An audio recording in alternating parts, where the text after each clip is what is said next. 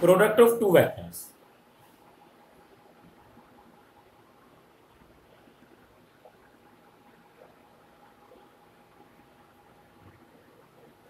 देखिए product of two vectors, दो तरीके की प्रोडक्ट हमारी वेक्टर की होती है। पहली product is scalar product and other product is vector product. जो पहले टाइप की प्रोडक्ट है उसकी हम बात करेंगे स्केलर प्रोडक्ट। देखिए स्केलर प्रोडक्ट नाम से ही पता चलता है, इसका मतलब यहाँ जो हमारे पास रिजल्ट होगा वो एक स्केलर क्वांटिटी होगा, है ना। इसको हम डॉट से रिप्रेजेंट करते हैं, इसलिए इसको डॉट प्रोडक्ट भी बोलते हैं, डॉट प्रोडक्ट। ठीक है। और दो वेक्टर अगर हमारे पास ए और बी हैं तब उनकी scalar product A dot B, और scalar product of A and B is defined as magnitude of A into magnitude of B and cos theta, where theta is the angle between vector A and B. Theta is the angle between vector A and vector B. ठीक है, is the angle between the vector A and vector B, और इस theta की value and theta lies between, ये जो theta है ये 0 और पाई के बीच में लाई करता है। Theta lies between 0 and pi, यानी जो थीटा की वैल्यू है वो 0 से और पाई के बीच में होती है। ठीक है, क्यों? अगर हमारे पास दो वेक्टर्स हैं, मान लीजिए वेक्टर A है और मान लीजिए वेक्टर B है, इस B को मैं स्ट्रेट लाइन ले लेता हूँ, B को स्ट्रेट लाइन। ठीक है, तो क्या होगा, यहाँ ये जो मेरे पास एंगल है थीटा, ये बढ़ता बढ़ता बढ़ता बढ़ता जब यहाँ पहुंचेगा तो क्या होगा, दोनों वेक्टर अपोजिट डायरेक्शन में आ जाएंगे इस तरीके से, है ना। यहाँ जो एंगल होगा हमारे पास वो पाई डिग्री होगा। इस कंडीशन में ये वेक्टर बी होगा और ये वेक्टर ए होगा, कोलिनियर वेक्टर बन जाएंगे। जब अगेन ये एंगल 180 से बढ़ना शुरू होगा तो ये इस तरीके से बन जाएगा और अगेन 0 से पाई के बीच में आ जाएगा, अगेन 0 से और पाई के बीच में। अभी भी ये वेक्टर बी है, ये स्ट्रेट लाइन है, अभी भी ये वेक्टर बी है और ये वेक्टर ए है। तो थीटा क्या होगा हमारे पास, अगेन डिक्रीज होना शुरू होगा और फिर अगेन यहां से और कहां तक पहुंचेगा, दोबारा पूरा हमारे पास कंप्लीट राउंड तक वेक्टर बी से लेके, और जब ये वेक्टर ए यही ओवरलैप कर जाएगा इस तरीके से, यानी अगेन 0 टू पाई। तो जो थीटा की वैल्यू है हमारे पास में वो 0 से और पाई के बीच में होगी। हालांकि अगर ये एंगल नेगेटिव है, लेकिन नेगेटिव से कोस पर कोई फर्क, का मतलब जो थीटा है हमारे पास वो 0 से लेके और पाई के बीच में हो सकता है। अब इसकी प्रॉपर्टीज क्या क्या है, डॉट प्रोडक्ट की प्रॉपर्टीज देखिए। प्रॉपर्टीज ऑफ डॉट प्रोडक्ट, ए और बी है हमारे पास, वो रियल नंबर होनी चाहिए। जो ए और बी है वो क्या है, रियल नंबर, यानी A and B are real numbers, पहली बात। ठीक है, इमेजिनरी नंबर्स नहीं हो। वेक्टर है, वेक्टर एंड वेक्टर भी कैसे वेक्टर होने चाहिए, रियल वेक्टर होने चाहिए। दूसरी बात, सेकंड थिंग, इफ या तो vector a is equal to 0 है और vector b is equal to 0 है और a एंड b बोथ 0 हैं, या तो वेक्टर a 0 है या वेक्टर b 0 है या दोनों 0 हैं, तो उस कंडीशन में प्रोडक्ट 0 वेक्टर होती है और थीटा का कोई इंपैक्ट नहीं पड़ता है। 0 वेक्टर मिलेगा और 0 वेक्टर में एंगल कुछ होता ही नहीं है, 0 वेक्टर में एंगल की कोई वैल्यू नहीं है। इसका मतलब इन दिस कंडीशन, इस कंडीशन में क्या होगा हमारे पास, जो a डॉट b है, a डॉट b वो 0 के इक्वल होगी। अगर a कोई भी 0 है तो या तो वेक्टर a 0 हो या वेक्टर b 0 हो या दोनों 0 हो। लेकिन अगर a और b नॉन 0 है, number third, if a and b are non zero, if a and b are non zero, अगर a और b नॉन 0 हैं तब and a dot b is equal to 0, a dot b तब भी 0 है, तब क्या होगा, a डॉट b का मतलब क्या हुआ, magnitude of vector a, magnitude of vector b और cos थीटा, और इज इक्वल टू 0। भाई a डॉट b अभी भी 0 गिवन है, इसका मतलब क्या है, a डॉट b का मतलब magnitude of a, magnitude of b into cos theta is equal to 0। लेकिन ना तो मैग्नीट्यूड ऑफ a 0 हो सकता है, क्यों, गिवन है कि a नॉन 0 वेक्टर है, ना मैग्नीट्यूड ऑफ b 0 हो सकता है, क्यों, ये भी गिवन है कि b भी नॉन 0 वेक्टर है। लेकिन तीनों की प्रोडक्ट जो है वो 0 है, इसका मतलब पक्का ये cos थीटा 0 है, इसका मतलब पक्का ये cos थीटा 0 है। implies cos theta is equal to 0 because magnitude of a and magnitude of b are non 0, ये गिवन है। ये गिवन है कि ये दोनों नॉन जीरो है। अगर cos थीटा जीरो है इंप्लाइज cos थीटा अगर जीरो है तो इसका मतलब cos 90 के इक्वल है। जीरो cos किस में होता है 90 या पाई बाई 2 जिसको हम कह सकते हैं, और इसका मतलब theta is equal to 90 degree है। Implies a is perpendicular to b है, vector a is perpendicular to vector b। This is an important result. इसका मतलब अगर किन्हीं भी दो वेक्टर की प्रोडक्ट जीरो है लेकिन वो दोनों वेक्टर नॉन जीरो हैं तो उस कंडीशन में उनकी प्रोडक्ट सिर्फ तभी जीरो होगी when they are perpendicular to each other, या उल्टा अगर हमें किन्हीं दो वेक्टर को परपेंडिकुलर प्रूव करना है तो दोनों की हम डॉट प्रोडक्ट को जीरो प्रूव करेंगे।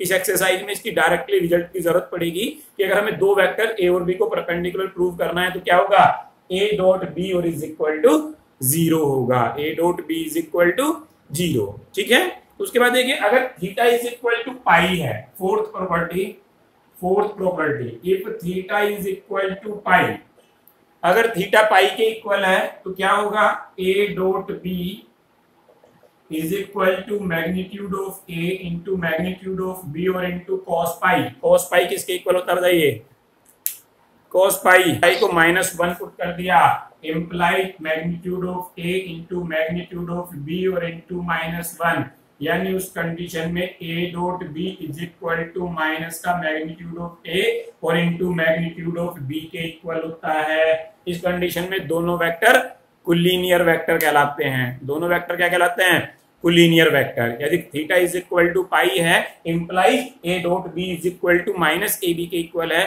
तो उस कंडीशन में दोनों वेक्टर कोलिनियर वेक्टर हैं। ठीक है, प्रॉपर्टी देखिए if theta is equal to zero, fifth property if theta is equal to 0 degree तब क्या होगा कि ए डॉट बी और is equal to magnitude of A into magnitude of B और into cos zero. Cos zero की value क्या होती है, कॉस जीरो की वैल्यू 1, तो इसका मतलब ये 1 हो गया, यानी magnitude of A into magnitude of B हो गया ए डॉट बी उस कंडीशन में अगर थीटा जीरो है। ठीक है, अब जीरो एंगल कहां होता है, ए और ए के बीच में। अगर हम दोनों वेक्टर सेम ले लें, बी को भी ए ले लें, तो दो अगर वेक्टर सेम हैं तो उन दोनों के बीच का एंगल क्या होगा, जीरो। तो अगर मैं बी को भी वेक्टर ए ले लूं, ठीक है, implies A dot A dot ए का मतलब क्या हुआ, एंगल जीरो हो गया, दोनों सेम वेक्टर हैं, एक दूसरे को कोइंसाइड करेंगे तो क्या होगा, मैग्नीट्यूड ऑफ ए और इनटू मैग्नीट्यूड ऑफ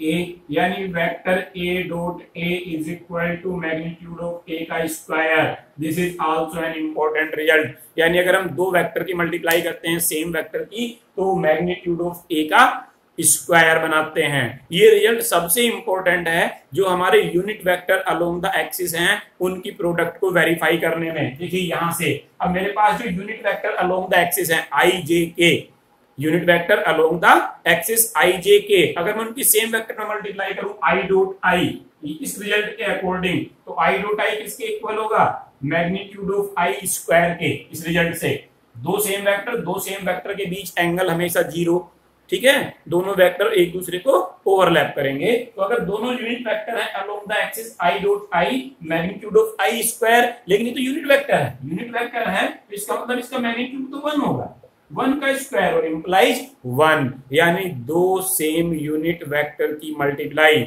1 के इक्वल होती है। Dot product I dot I is equal to 1, similarly J dot J is equal to 1, K dot के और इज इक्वल टू 1। तो यहां से हमें तीन इंपॉर्टेंट रिजल्ट मिले कि I dot I is equal to 1, J dot J is equal to 1 और J dot K is equal to 1। जो हमारा इससे पहला रिजल्ट था वो हमने छोड़ दिया, थोड़ा सा दोबारा देखिए। जो फोर्थ रिजल्ट था हमारे पास कि if A is perpendicular to B implies theta is equal to pi by 2, तो उस केस में क्या होगा, A dot B is equal to क्या था, magnitude of A into magnitude of B और into cos pi by 2 implies a dot b is equal to 0 because cos pi by 2 is equal to 0। यानी अगर दो vector आपस में perpendicular हैं तो दोनों की डॉट प्रोडक्ट 0 के इक्वल होती है। लेकिन जो unit vector along the axis है, unit vector along the axis, ये y एक्सिस, ये x एक्सिस और ये z एक्सिस, इस पे ये i यूनिट वेक्टर है, इस पे ये j यूनिट वेक्टर है और k, ये तो तीनों ही एक दूसरे पर परपेंडिकुलर होते हैं क्योंकि तीसरी एक्सिस ये है, both three are perpendicular to each other. इसका मतलब इन दोनों की किन्हीं भी दो यूनिट वेक्टर की जो एक जैसे ना हो, किन्हीं भी दो अपोजिट यूनिट वेक्टर की product dot product always zero के इक्वल होती है, सेम की प्रोडक्ट वन के इक्वल, इस प्रॉपर्टी से। ठीक है, और अगर एक की प्रोडक्ट किसी भी दूसरे में करें, किसी भी दूसरे में, तो उन दोनों की प्रोडक्ट ऑलवेज जीरो के इक्वल। क्यों? दोनों एक दूसरे पर परपेंडिकुलर हैं और परपेंडिकुलर में प्रोडक्ट क्या है? जीरो। तो इसका मतलब यहां से हम लिख सकते हैं implies I dot J is equal to zero, J dot K is equal to zero और K dot I is equal to zero. This is also an important result. मतलब जो सेम यूनिट वेक्टर हैं उनकी product dot product one के equal, और अगर perpendicular unit vector हैं तो उनकी प्रोडक्ट जीरो के इक्वल होती है। क्लियर है? डॉट प्रोडक्ट का यूज कर लेंगे। We know that A dot B is equal to magnitude of A into magnitude of B और इंटू कॉस थीटा। इन दोनों से हमने डिवाइड कर दिया, यानी A dot B upon magnitude of A into magnitude of B is equal to cos theta. ठीक है, और यहां से हम क्या फाइंड आउट कर लेंगे? थीटा।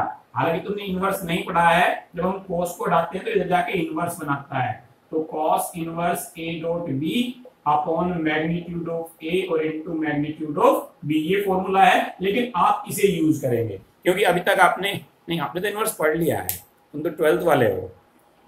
ठीक है, यहां से हम एंगल फाइंड आउट करेंगे किन्हीं भी दो वेक्टर्स के बीच में। अब देखिए नेक्स्ट प्रॉपर्टी कम्यूटेटिव। हाँ बोलिए, कम्यूटेटिव प्रॉपर्टी नंबर 8।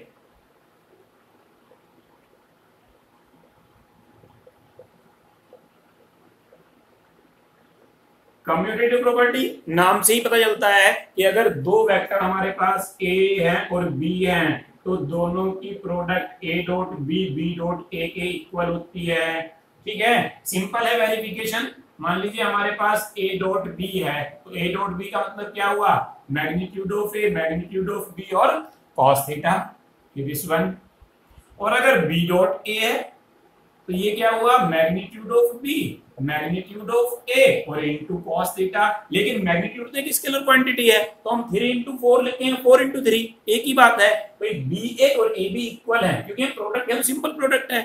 जैसे एक तो एक रियल नंबर आएगा, एक स्केलर क्वांटिटी, स्केलर की प्रोडक्ट तो पहले से कम्यूटेटिव होती है, मतलब ये दोनों सेम है, ये दोनों सेम है। तो from first and second, from first and second A dot B और is equal to B dot A।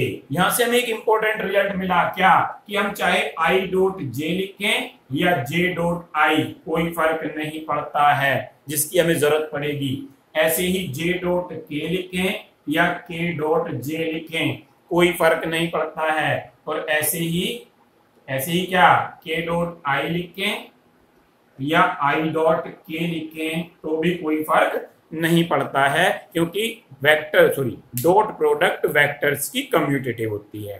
ठीक है, नेक्स्ट प्रॉपर्टी डिस्ट्रीब्यूटिव प्रॉपर्टी, ये इंपॉर्टेंट है, इसकी हेल्प से हम बाकी रिजल्ट को प्रूव करेंगे। ये डायरेक्ट ये लिखेंगे, इसकी हेल्प से अदर को प्रूव करेंगे। जो वेक्टर प्रोडक्ट है वो डिस्ट्रीब्यूट होती है, dot product sorry, distributive property.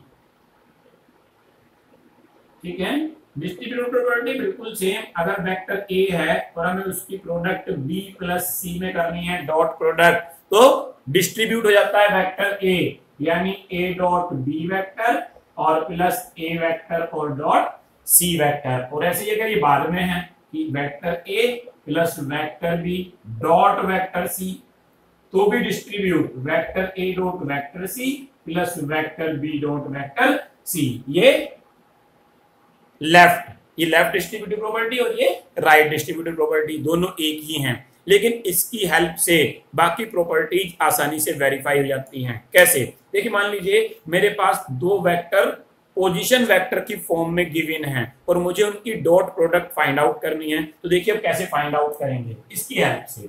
Late मुझे गिवन है vector A is equal to A1I plus A2J और plus A3K।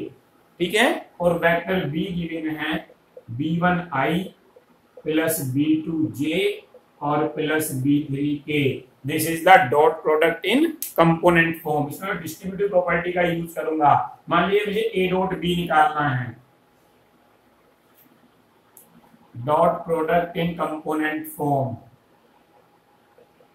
Dot product in component form, ठीक है। तो देखिए अब इन दोनों की डॉट प्रोडक्ट मुझे निकालनी है A dot B।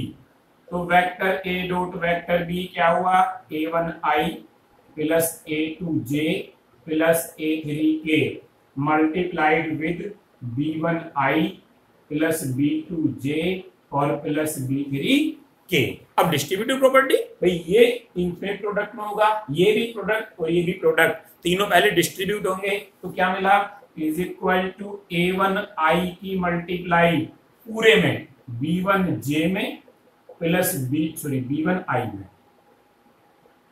Plus B2J और प्लस B3K में, सेम A2J की मल्टीप्लाई इन तीनों में B1I प्लस B2J और प्लस B3K, सेम A3K की मल्टीप्लाई तीनों में B1I प्लस B2J और प्लस B3K, ठीक है।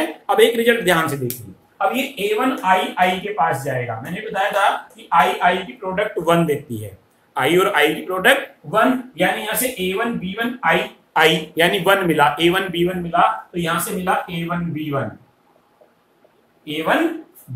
अब जब ये I J के पास जाएगा 0, I K के पास जाएगा 0। अभी हमने प्रॉपर्टी बताई थी I dot J is equal to 0 और I dot K is equal to 0 because I is perpendicular to J और I is perpendicular to K। तो ये दोनों 0 हो गए, यानी हमें सिर्फ यहाँ से A1 B1 मिला। यहाँ A2 में J I के पास गया 0, दोनों परपेंडिकुलर हैं। J के पास गया 1, यानी A2 B2, यानी A2 B2। फिर A2 गया B3 के पास, JK के पास, तो JK फिर 0, यहां से A3K KI के पास 0, KJ के पास 0, KK के पास 1, यानी A3 B3 मिला। यानी this is an important result कि अगर दो वेक्टर मेरे पास कंपोनेंट फॉर्म में हैं, तब दोनों की प्रोडक्ट दोनों के रेस्पेक्टिव स्केलर कंपोनेंट की प्रोडक्ट के सम के इक्वल होती है। पूरी प्रोडक्ट करने की जरूरत नहीं है, पूरी प्रोडक्ट करने की जरूरत नहीं है, सिर्फ उनके रेस्पेक्टिव कंपोनेंट को प्रोडक्ट करके सम कर दीजिए स्केलर कंपोनेंट को। यहां से एक इंपॉर्टेंट रिजल्ट और भी मिलता है, जैसे अभी हमने पढ़ा था कि A डॉट B में 0 है कि if A is perpendicular to B then A dot B is equal to 0। लेकिन A डॉट B तो किसके इक्वल है, इसके A1 B2 sorry A1 B1 है, A1 B1 plus A2 B2 और plus A3 B3 is equal to 0। यानी अगर हमें दो वेक्टर को परपेंडिकुलर दिखाना है तो इनकी प्रोडक्ट को 0 दिखाना सफिशिएंट है, या अगर हमें दो वेक्टर परपेंडिकुलर गिवन है तो दोनों के स्केलर कंपोनेंट की प्रोडक्ट का सम 0 होगा। यहां से हम डायरेक्टली जो पोजीशन वेक्टर गिवन है उनको सिंपलीफाई कर पाएंगे। फॉर एग्जांपल देखिए, अगर मुझे गिवन है एक वेक्टर A, मैं कहता हूं ये वेक्टर A है 2i minus 3j plus k। दूसरा वेक्टर गिवन है B, ये गिवन है i minus 2j plus 3k। मैं कहता हूं दोनों की डॉट प्रोडक्ट फाइंड आउट कीजिए, तो मुझे पूरी प्रोडक्ट की जरूरत नहीं है। We know that dot product is the sum of the product of their scalar component. अभी हमने प्रूव किया है, तो हम वही रिजल्ट यूज करेंगे। A डॉट B 2 into 1, दोनों के स्केलर कंपोनेंट सिर्फ प्लस माइनस 3 into माइनस 2, यानी I वालों की I में मल्टीप्लाई, J वालों की J में और K वालों की K में, यानी 2 प्लस 6 प्लस 3 6 2 8 और 3 11। सीधा यहां से भी प्रोडक्ट एकदम मिल गई। अगर वो कहता है परपेंडिकुलर प्रूव करो तो इसका मतलब इन दोनों की प्रोडक्ट 0 आनी चाहिए। अगर 0 आ रही है तो परपेंडिकुलर है, अगर 0 नहीं आ रही है तो परपेंडिकुलर नहीं है। These are the properties of dot product. पहले लैम्बडा इज अ स्केलर, तो ये लैम्बडा ऐसे ही वर्क करेगा जैसे कांस्टेंट वर्क करता है। इससे डॉट प्रोडक्ट पर कोई फर्क नहीं पड़ेगा। क्यों? डॉट प्रोडक्ट पहले से ही एक स्केलर क्वांटिटी है, और अगर हम स्केलर की स्केलर में मल्टीप्लाई कर रहे हैं तो उसको हम कैसे भी मल्टीप्लाई करें, पहले करें बाद में करें, कोई फर्क नहीं पड़ता। आप ऐसे मानिए कि मेरे पास ये 2 into 3 था, मैंने कहा इसमें 4 की मल्टीप्लाई और कर दो, तो क्या फर्क पड़ेगा कि मैं इसको 4 इंटू 2 इंटू 3 लिखूं या 2 इंटू 3 इंटू 4 लिखूं, ठीक है, या 2 इंटू 4 इंटू 3 लिखूं, कोई फर्क पड़ेगा? वे तीनों स्केलर हैं, तो जो स्केलर प्रोडक्ट है वो एसोसिएटिव होती है, मतलब कोई फर्क नहीं पड़ेगा। यहाँ पे जो इन दोनों की प्रोडक्ट है वो एक स्केलर क्वांटिटी है, और लैम्डा इज आल्सो स्केलर, मतलब लैम्डा की प्रोडक्ट हम कहीं भी करें कोई फर्क नहीं पड़ने वाला, चाहे मैं पहले लैम्डा ए की कर लूं और तब बी की करूं, या पहले मैं लैम्डा बी की कर लूं और तब ए की करूं, या पहले मैं ए और बी की कर लूं और तब लैम्डा की करूं, कोई फर्क नहीं पड़ता है, बोथ आर सेम। क्लियर है? प्रोजेक्शन ऑफ ए वेक्टर, मान लीजिए मेरे पास ये कोई भी एक लाइन है, ये लाइन है एल, ठीक है, ये कोई वेक्टर है मेरे पास, ये वेक्टर है ए बी, ये मेरे पास वेक्टर है ए बी और इसकी डायरेक्शन है ए टू बी। अब मैंने क्या किया, मैंने ए से भी परपेंडिकुलर ड्रॉ किया ये, और बी से भी परपेंडिकुलर ड्रॉ किया ये, ठीक है। अब इस परपेंडिकुलर ने इसको यहाँ जो फोटो परपेंडिकुलर है वो यहाँ पी है और यहाँ एम है, तो ये पीएम प्रोजेक्शन कहलाता है ए बी का लाइन एल पर। PM is the projection of AB on line L. PM is projection of vector AB on line L. ठीक है, अब हमने ये मान लिया कि ये वेक्टर कहीं जो है इसके साथ थीटा एंगल बना रहा था, किसके साथ? लाइन के साथ। ये थीटा एंगल यहाँ, अगर ये हमारे पास ये है तो ये PM और ये AC दोनों इक्वल होंगे, तो ये दोनों परपेंडिकुलर हैं, ये दोनों परपेंडिकुलर हैं, मतलब ये रेक्टेंगल बनेगा, रेक्टेंगल बनेगा तो PM किसके इक्वल होगा? AC के। अगर मैं AC को ज्वाइन कर दूं, और अगर ये वेक्टर हमारे पास कहीं थीटा बना रहा था तो यहाँ भी थीटा बनाएगा। अगर वेक्टर यहाँ कहीं पीछे हटने पे इस लाइन के साथ थीटा एंगल बना रहा था तो वहां भी कितना बनाएगा? थीटा। क्यों? सिमिलरिटी क्राइटेरिया से, तो ये भी राइट ट्राइंगल है, ये भी राइट ट्राइंगल है, कॉरस्पॉन्डिंग एंगल इक्वल होंगे। तो अगर ये कहीं इस लाइन के साथ कहीं थीटा एंगल बना रहा था वेक्टर, तो यहाँ भी कितना एंगल बनाएगा? थीटा एंगल बनाएगा। अगर मैं मुझे निकालना क्या है? प्रोजेक्शन क्या है? पीएम किसके इक्वल है? एसी के। तो मैंने ले लिया triangle, in triangle ABC cos theta is equal to base यानी AC अपॉन हाइपोटेन्यूज यानी AB, AC वेक्टर और अपॉन AB वेक्टर। अगर ये वेक्टर फॉर्म में है तो देखिए, वास्तव में प्रोजेक्शन एक स्केलर क्वांटिटी है, एक लेंथ है प्रोजेक्शन, लेकिन हम पहले प्रोजेक्शन वेक्टर फाइंड आउट करते हैं, फिर उसके मैग्नीट्यूड को प्रोजेक्शन बोलते हैं। तो अगर हम वेक्टर फॉर्म में फाइंड आउट कर रहे हैं, दैट इज प्रोजेक्शन वेक्टर, ठीक है। और इसका मतलब जो हमारे पास AC है, is equal to AB cos theta, और AC किसके इक्वल है? PM के। तो PM का वेक्टर क्या हुआ? AB वेक्टर और इनटू cos थीटा, यानी किसी भी वेक्टर का प्रोजेक्शन उस वेक्टर के, हाँ बोलिए क्या? तो अगर हम प्रोजेक्शन की बात करते हैं तो यहाँ हमने लेंथ ले लिया, simple length, AC is equal to cos theta is equal to AC upon AB, और AC is equal to AB cos theta, यानी PM is equal to AB cos theta. और ये AB क्या है? इस वेक्टर A का, अगर ये वेक्टर A था तो इसका मैग्नीट्यूड है। AB लेंथ का मतलब क्या है? अगर हम AB वेक्टर लिखते हैं तो इसके मैग्नीट्यूड को सिंपली AB से रिप्रेजेंट करते हैं, ऐसे ही वेक्टर A के मैग्नीट्यूड को सिंपली A से। तो AB लेंथ का मतलब है मैग्नीट्यूड ऑफ वेक्टर AB, यानी जो PM है वो magnitude of A into cos theta के इक्वल होता है। यानी किसी भी वेक्टर का किसी भी लाइन पर प्रोजेक्शन उस वेक्टर के मैग्नीट्यूड और दोनों के बीच के एंगल के कॉस की प्रोडक्ट के इक्वल होता है। ये तो हमारे पास प्रोजेक्शन हुआ वेक्टर का लाइन पर, एक पर्टिकुलर लाइन पर। लेकिन अगर हमारे पास दोनों वेक्टर हैं, ये भी वेक्टर है और ये भी वेक्टर है, तब क्या होगा प्रोजेक्शन? देखिए तब प्रोजेक्शन क्या होगा, देखिए मान लीजिए मेरे पास एक वेक्टर कोई A है और दूसरा वेक्टर B है। Projection of a vector to line नहीं, इस बार another vector to a vector, एक वेक्टर का दूसरे वेक्टर पर प्रोजेक्शन। मान लीजिए मेरे पास वेक्टर बी है और मान लीजिए वेक्टर ए है, दिस इज वेक्टर बी और दिस इज वेक्टर ए। दोनों के बीच का एंगल थीटा है, दोनों के बीच का एंगल थीटा है। अगर मैं यहां से परपेंडिकुलर ड्रॉ कर दूं बी से, मान लीजिए परपेंडिकुलर एम है, ये पॉइंट ए था, ये पॉइंट बी है, ठीक है, और ये पॉइंट मान लीजिए सी है। तो ये जो एम है, ये एम है, डेफिनेशन से this is the projection of vector be on vector A, this is the projection of vector be on vector A, ठीक है। तो मुझे एम निकालना है, तो मैंने ट्रायंगल ले लिया, ठीक है। तो let A and B are two vectors, A and B are two vectors and angle between them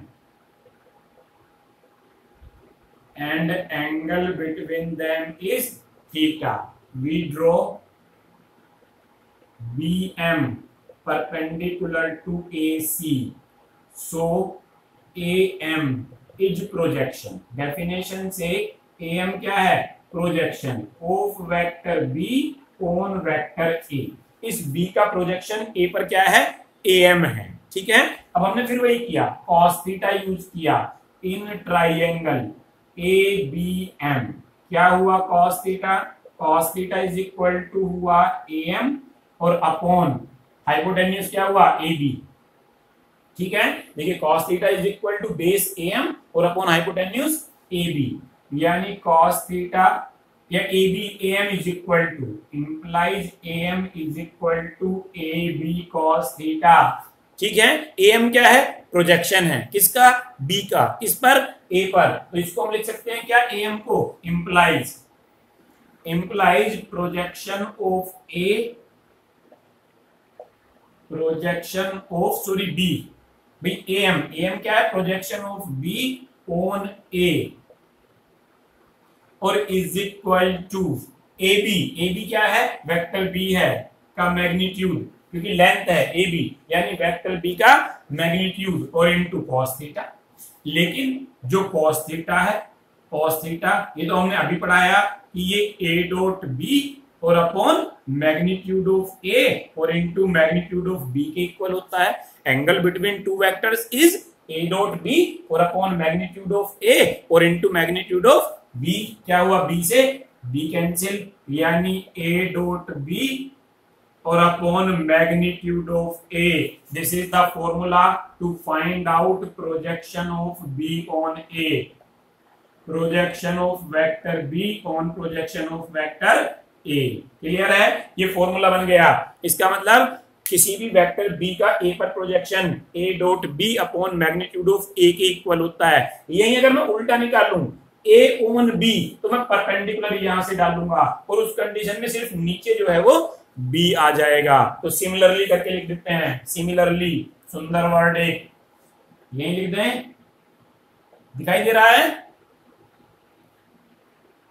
similarly projection of A vector on B vector is equal to A dot B और upon नीचे क्या आ जाएगा इस बार? Magnitude of B। These are two important formulas to find out the projection of B on A और A on B। अगर कुछ समझ में ना आए तो पूरा सॉल्व कर देंगे, वेक्टर B बना लेना, A बना लेना, cos थीटा निकाल लेना, अपने आप पूरा सॉल्यूशन हो जाएगा। डायरेक्ट फॉर्मूला याद है तो बेटर वही है। B ऑन A है तो A डॉट B तो आएगा ही आएगा, अपॉन में A रहेगा। A ऑन B है तो अपॉन में मैग्नीट्यूड ऑफ B रहेगा। Clear? What is given? Magnitude of A under root 3 है, magnitude of B under 2 given है और A dot B under root 6 given है। एंगल पूछा है, cos थीटा का फॉर्मूला डायरेक्ट कर सकते, ऐसा नहीं फॉर्मूला याद रखने की जरूरत है, कुछ नहीं, सीधा A डॉट B लगाइए। A dot B is what? Magnitude of A, magnitude of B और इनटू cos थीटा जो दे रखा है पुट कर दीजिए। A डॉट B की value root 6, magnitude of A root 3, magnitude of B 2 और cos थीटा इन्हें उठा के अपॉन में ले जाइए। Root 6 upon 2 under root 3 is equal to cos theta. क्या हुआ, √3 से √6 कट गया, √2 upon 2 is equal to cos theta, 2 से √2 कट गया, 1 upon √2 is equal to cos theta, और 1 अपॉन √2 कॉस में किसकी वैल्यू है, π/4 की, यानी cos π/4 is equal to cos theta, और थीटा इज इक्वल टू π/4 या 45 डिग्री। बोलिए कोई कंफ्यूजन?